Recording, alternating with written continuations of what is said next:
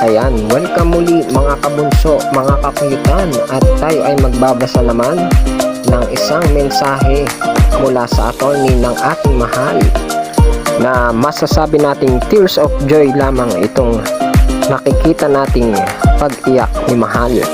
Ang mensahe na ito ay mensahe ni Migs noong kaarawan ni mahal na napost sa kanyang FB account.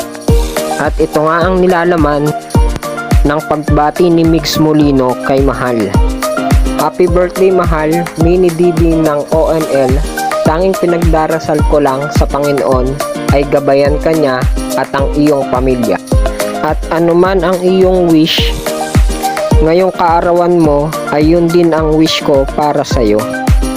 Dito lang ako para sa'yo sa mga plano mo, mga pangarap mo. May awa ang Panginoon, tutuparin natin yan. Huwag masyadong kumain ng lechon, bawasan ang pagkain ng taba, at bawasan ang pagkain ng kanin ha. I love you, mama, chup chup. Happy lang.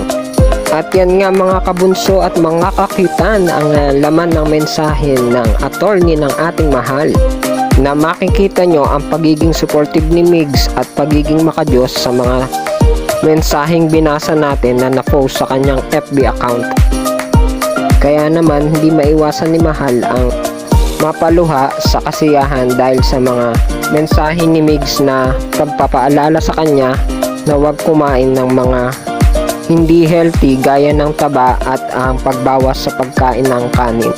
At ang pagdarasal niya, nagabayan siya ng kanyang pamilya at pagpaparamdam ng suporta, natutuparin nila ang mga pangarap nila. At alam naman natin na marami ang mga fans na gustong sila ang magkatuluyan dahil sa pagiging supportive sa ating mga mamigs, mga kabunso at mga kakyutan. At ang kasunod ngang video ay makikita natin ang 24 hours prank ni Migs kay mahal na siya talagang nagpaiyak dito at napakagulgol talaga si mahal.